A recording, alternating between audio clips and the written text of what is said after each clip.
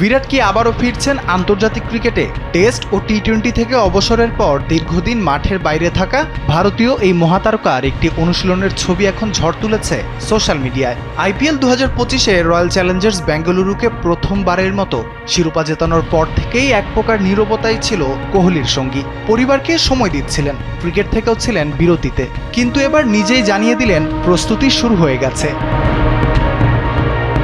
লন্ডনে এক indoor net সেশনের ছবি পোস্ট করেছেন কোহলি। তার সঙ্গে ছিলেন গুজরাট টাইটেন্সের সহকারী কোচ ও মাইটি উইলো একাডেমির প্রধান নাইম আমিন। কোহলি লিখেছেন, ভাই, অনুশীলনে সাহায্য করার জন্য ধন্যবাদ।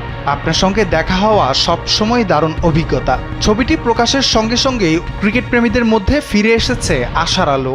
ওয়ালটন এখন দেশের সীমানা পেরিয়ে পৌঁছে গিয়েছে 50টিরও বেশি দেশে। ওয়ালটন, ঘরে ঘরে, বিশ্বজুড়ে। চ্যাম্পিয়ন্স ট্রফি ফাইনালের পর আর আন্তর্জাতিক ক্রিকেটে দেখা যায়নি কোহলিকে। আগস্টে বাংলাদেশের বিপক্ষে ওয়ানডে সিরিজে ফেরার সম্ভাবনা থাকলেও পরে তা স্থগিত করা হয়। তবে এবার নতুন করে টার্গেট অক্টোবরে অস্ট্রেলিয়ার বিপক্ষে সিরিজ। কোটি ভক্তের একটাই প্রত্যাশা, বিরাট ফিরুক, আবারও নীল জার্সিতে মাতাক বিশ্ব ক্রিকেট। রাফিল ইসলাম রাতুল, কালবেলা।